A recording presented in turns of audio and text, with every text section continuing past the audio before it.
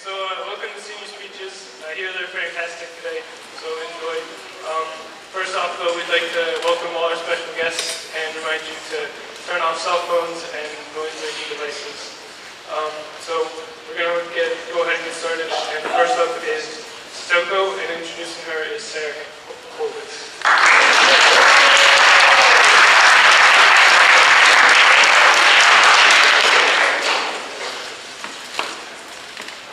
Satoko, you asked me to introduce you about a month and a half ago.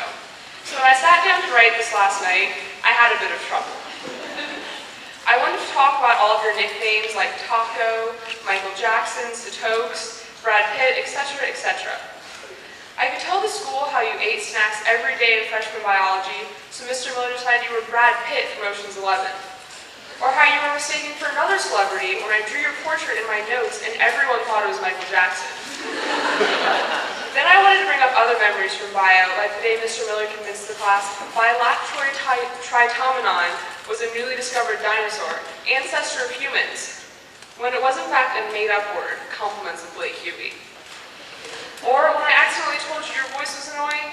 For the millionth time, I'm really sorry. Sometimes I come across as harsh, but I do love you. Then I wanted to describe your mannerisms. Satoko, you are dramatic. Your entire day is ruined when you cannot find your pencil pouch or when you believe you're going to fail a quiz. Satoko, you have never failed a quiz. And I know for certain by looking at you, you never will fail a quiz. It's a little ridiculous.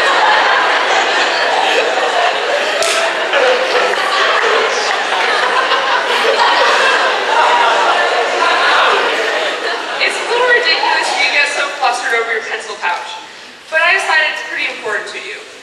When you come back from Japan, you always bring cool pens that clip 4 different colors and have a pencil all in one. We know they are cool, but is it really necessary to twirl them around 24/7 like nunchucks? I would attempt to show everyone in the audience how it's done, but I might end up hitting one of them. Lastly, I wanted to talk about college next year.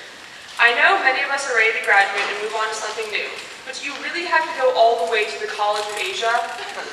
I'm going to miss you so much next year, Satoko, and having an ocean dividing us is not going to make it any easier. But anyway, have fun in Japan. I'm sure they will love you as much as we all do. And remember, if you're talking about animals, there's no such thing as a calico cat. Good luck on your speech, Satoko. I know you'll be great.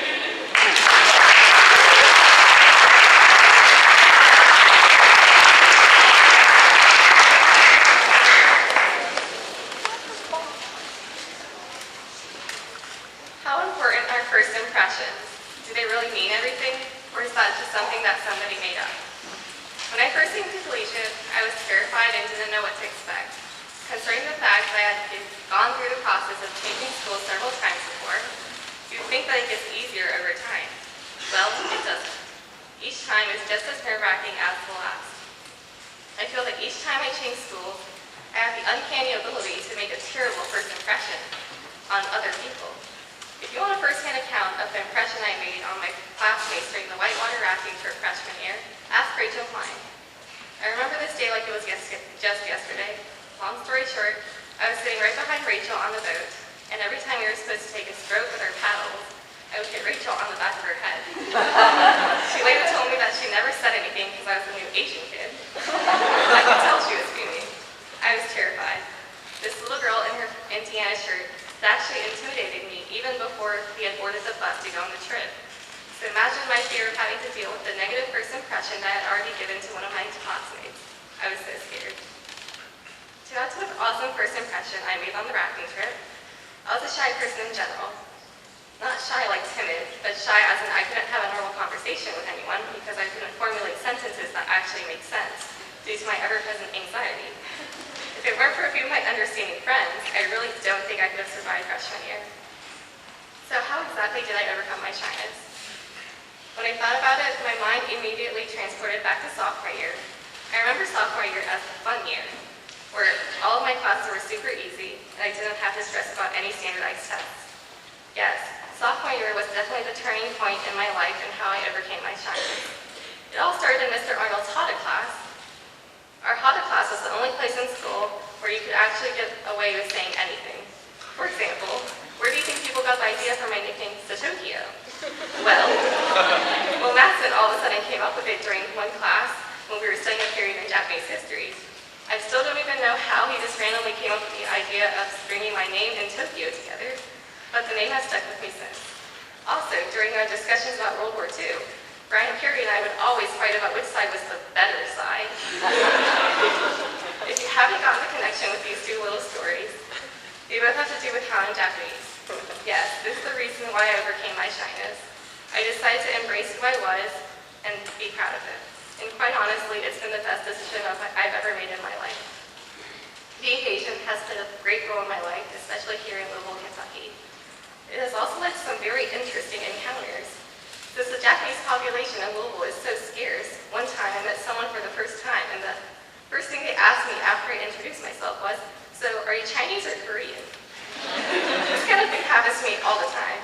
When I'm talking to people, they make remarks such as, "Wow, you're really outgoing for an Asian." Or at restaurants, they say, "Oh, chopsticks, teach me how to use them." Just casually during conversations, they say, "Oh yeah, I had sushi last night and I thought of you." At first, I really didn't know how to react to these kind of comments. But over time, I've embraced them and I've accepted the fact that in everyone's eyes, I'll always be Asian no matter what. And I'm okay with that.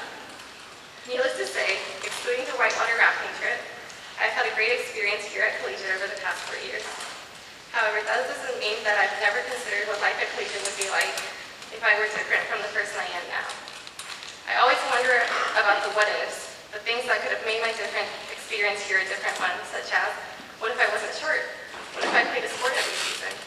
What if I was really good at something, then be mediocre at several things? What if I could do well in school without really trying?